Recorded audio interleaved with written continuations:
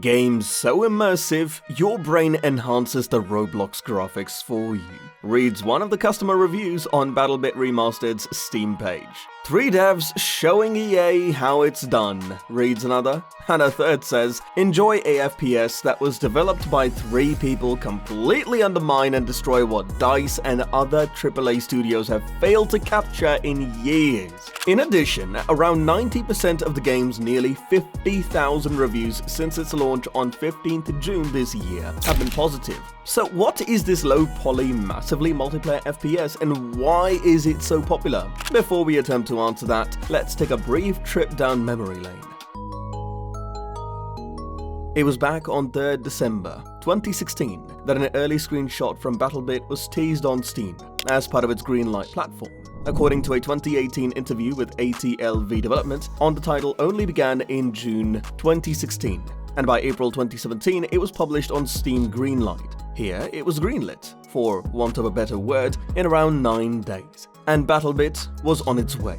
From very early on, it was clear what developers Sergeant Okidoki, Velasquez, and the Liquid Horse were trying to create. A lean, mean, multiplayer FPS experience without all the exploitative microtransactions and bloat that tends to accompany AAA productions of such games. At the same time, it was after a length of time spent making mod maps for a zombie survival game known as Unturned that Velasquez decided he wanted to try his hand at something that would let him unleash his own imagination. The culmination of this was Battlebit. Now it was a matter of deciding on an engine to build a game on. Velasquez noted in the ATLV interview that the choice of the engine fell immediately on Unity, as it is convenient for beginners and the company's quick development and integration of newer and better tech gives a good, strong, and stable overall development routine. With Steam Greenlight cleared, it was time to put the game in more hands. After all, it's no good building a great game if you aren't getting more people to play it. The team adopted an open development approach, allowing people to sign up and play the game for free. They started with small, carefully selected playtests to fine-tune experience. The initial pools of 20 to 30 players came from their existing player bases, people familiar with their work. As the months ticked on, the content creators were given access to closed alphas, and the title's reputation began to grow through word of mouth. A key part of these closed alphas were the dev team's own analytics. They were able to track what weapons were being used, where they were being used, where players were dying, their movement patterns,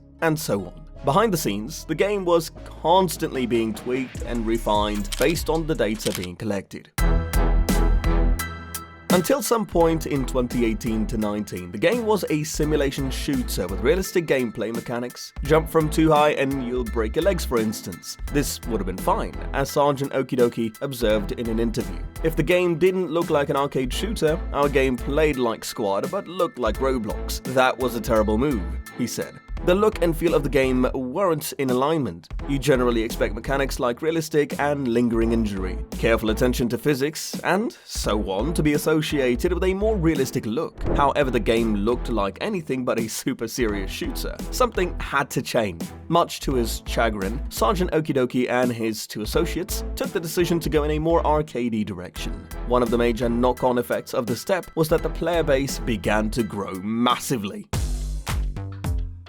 In 2022, 2 things began to happen. Influencers and streamers with large followings began streaming the game, and the game's popularity began to skyrocket. Take this stat, for example. Number of followers on Steam went from a shade over 9,000 in mid-January to over 40,000 in mid-June. By the time the game released, this figure went up to 75,000 and has since scaled the 150,000 mark. According to estimates, the game is owned by between 1.26 and 3.47 million.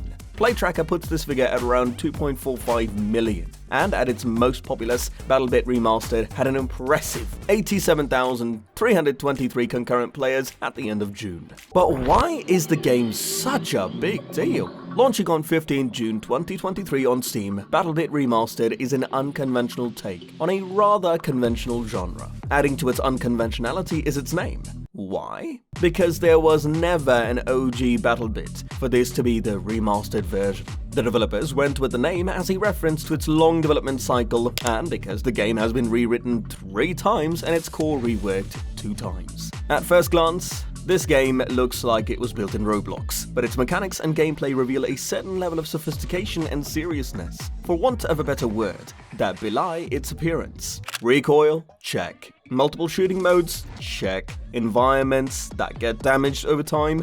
Check. The list goes on. This contributes to one of the biggest reasons why the game is taking the world by storm.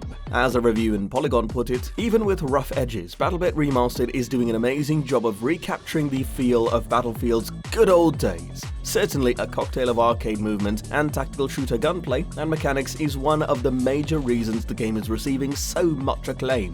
Another reason for the title's immense popularity is AAA fatigue. Over the years, big league developers and publishers have been putting out multiplayer FPS titles that may look shiny on the surface but have been releasing in a buggy or janky state. Others, while not buggy, have been just retreading old ground and bringing nothing new to the table. It's probably why Battlebit Remastered is being seen as such a breath of fresh air. And when we're talking about AAAs, it's hard not to get into the price factor. With the dawn of the 9th generation of console gaming, came the announcement that AAA games were going to be touching the $70 price point. Over the past couple of years, the $70 tag has become more widespread, with AAA publishers ranging from Ubisoft to Nintendo towing the line. Most recently, Arcane Austin's Redfall came under heavy fire for the utterly shabby condition in which the $70 game shipped. To cut a long story short, people are tired of paying top dollar for a substandard product. That's why Battlebit Remastered's $15 price tag has been so attractive to gamers. A game that packs quality gameplay, solid mechanics, and looks like it has been run through QA pretty thoroughly is rare anyway. And rarer still at that low price. And the final piece of the puzzle? No strings attached. For your one-off payment of $15, you get the full game. As logical as this sentence sounds, any observer of the video game industry today will tell you what a rarity that is. Let me elaborate. Battlebit Remastered does not have live service elements, does not have loot boxes, and does not go the paid DLC way either. For your money, you get the game in its entirety. Nothing more and nothing less. These are some of the reasons Battlebit Remastered has been gaining the sort of popularity we've seen over the past month. If you think there's something we've missed out, please drop it in the comments below. And if not, please go check out the game immediately. You won't regret it. Do subscribe to the Game Explainers to watch explainers about your favorite games. See you in the next one. Till then, adios.